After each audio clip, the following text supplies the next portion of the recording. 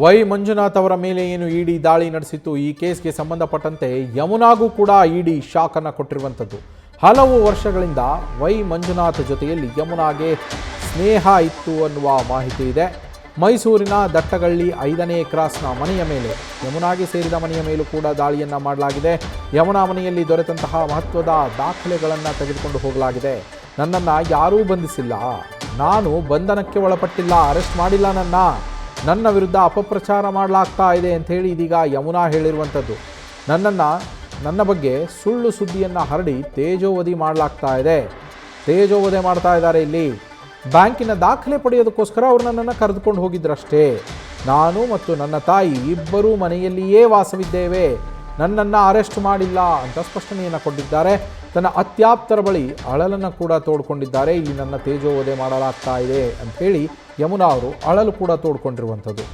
2000 ನಮ್ಮ ಪ್ರತಿನಿಧಿ ರವಿ ಪಾಂಡವಪುರ ಲೈವ್ನಲ್ಲಿ ಜಾಯಿನ್ ಆಗಿದ್ದಾರೆ. ರವಿ, ಯಮುನಾ ಅವರು ಯಾವಾಗಿನಿಂದ ಇಲಾಖೆಯಲ್ಲಿ ಕೆಲಸ ಮಾಡ್ತಾ ಇದ್ರು, ಅವ್ರಿಗೂ ವೈ ಮಂಜುನಾಥ್ ಅವ್ರಿಗೂ ಇರುವಂತಹ ಪರಿಚಯ ಯಾವಾಗಿನಿಂದ, ಅವರು ಅರೆಸ್ಟ್ ಆಗಿಲ್ಲ ನನ್ನ ಅಂತ ಸ್ಪಷ್ಟನೆ ಕೊಡುವಂತಹ ಪರಿಸ್ಥಿತಿ ಯಾಕೆ ಬಂತು ಅವ್ರಿಗೆ ಅಂತ?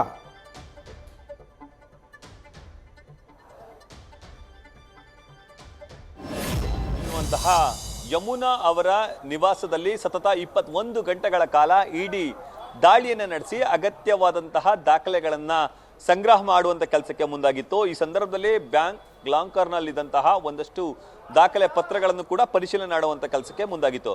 ಇದ್ರ ಜೊತೆಗೆ ಯಮುನಾ ಅವರ ನಿವಾಸದಲ್ಲಿ ಹಲವು ಬಾರ್ ಲೈಸೆನ್ಸ್ಗಳು ಸಿಕ್ಕಿದ್ವು ಅನ್ನೋ ಮಾಹಿತಿಗಳು ಕೂಡ ಈಗ ಪ್ರಾಥಮಿಕವಾಗಿ ತಿಳಿದು ಬರ್ತಿದೆ.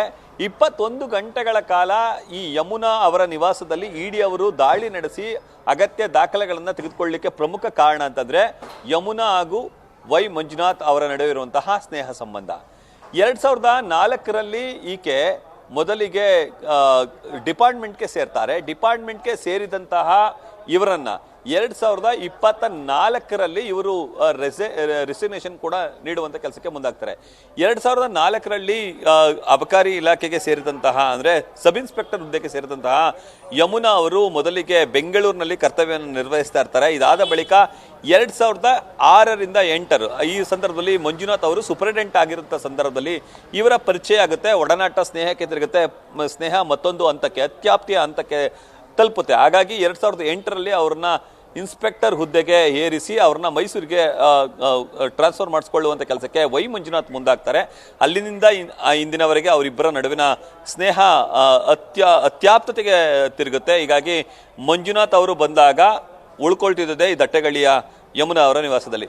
ಮಂಜುನಾಥ್ ಅವರೇ ಇವ್ರನ್ನ ಸ್ವಯಂ ನಿವೃತ್ತಿ ಘೋಷಣೆ ಮಾಡುವಂತೆ ಅಂದ್ರೆ ಹುದ್ದೆಗೆ ರಾಜೀನಾಮೆ ನೀಡುವಂತೆ ಹೇಳಿದ್ರು. ಆ ಕಾರಣಕ್ಕಾಗಿ ರಾಜೀನಾಮೆ ನೀಡಿದ್ದಾರೆ ಅನ್ನೋ ಮಾತುಗಳು ಕೂಡ ಬರ್ತಿದೆ. ಮಂಜುನಾಥ್ ಹಾಗೂ ಯಮುನಾ ಇಬ್ಬರು ಕೂಡ ಅತ್ಯಾಪ್ತಿ ಅಂತ ಹೇಳಿದ್ರೆ ತಪ್ಪಲೇಕಿಲ್ಲ, ಅಂದ್ರೆ ಅತ್ಯಾಪ್ತ ಸ್ನೇಹಿತರು. ಮೂಲತಃ ತುಮಕೂರಿನವರಾದಂತಹ ಯಮುನಾ ಅವರು ಸದ್ಯ ಈಗ ಮೈಸೂರಿನ ದಟ್ಕಳ್ಳಿಯಲ್ಲಿ ಅವರ ತಾಯಿಯ ಜೊತೆ ವಾಸ ಇದ್ದಾರೆ. ಇನ್ನು ಈ ಪ್ರಕರಣಕ್ಕೆ ಸಂಬಂಧಪಟ್ಟಂತೆ ಗಮನಿಸೋದಾದ್ರೆ ಹಲವು ಮಹತ್ವದ ದಾಖಲಾತಿಗಳು ಅಂದ್ರೆ ಮಂಜುನಾಥ್ ಅವರಿಗೆ ಸೇರಿದಂತಹ ದಾಖಲಾತಿಗಳು ಯಮುನಾ ನಿವಾಸದಲ್ಲಿ ಸಿಕ್ಕಿದೆ. ಹೀಗಾಗಿ ಯಮುನಾ ಅವರನ್ನ ನಿರಂತರವಾಗಿ ಇಡಿ ಅಧಿಕಾರಿಗಳು ವಿಚಾರಣೆಗೆ ಒಳಪಡಿಸುವಂತ ಮತ್ತೆ ಅವರಿಂದ ಲಿಖಿತ ಉತ್ತರಗಳನ್ನ ಪಡೆದುವಂತ ಕೆಲಸಕ್ಕೆ ಮುಂದಾಗಿದ್ರು. ಯಮುನಾ ಅವರನ್ನ ಅವರ ನಿವಾಸದಿಂದ ಬ್ಯಾಂಕಿಗೆ ಕರೆದುಕೊಂಡು ಹೋಗುವ ಸಂದರ್ಭದಲ್ಲಿ ಅವರ ಬಂಧನ ಆಗಿದೆ ಅಂತ ಹೇಳಿ ಮಾಧ್ಯಮಗಳು ವರದಿಯನ್ನ ಬಿತ್ತರ ಮಾಡಿದ್ದು. ಆದ್ರೆ ನಾನು ಬಂಧನ ಆಗಿಲ್ಲ, ನನ್ನನ್ನು ತೇಜೋವಧೆ ಮಾಡ್ತಿದ್ದಾರೆ, ಬಂಧನ ಮಾಡಿದ್ದಾರೆ ಅಂತ ಹೇಳಿ ಕೆಲವು ಮಾಧ್ಯಮಗಳಲ್ಲಿ ಬರ್ತಿದೆ.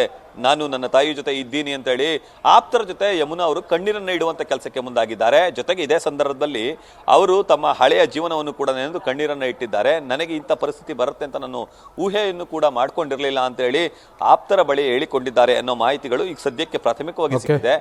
ತನ್ನ ಪತಿಗೆ ಡಿವೋರ್ಸ್ ಅನ್ನ ನೀಡಿ ಯಮುನಾ ಅವರು ತನ್ನ ಮಗ ಮತ್ತು ತಾಯಿಯ ಜೊತೆ ವಾಸ ಆಗ್ತಿದ್ರು.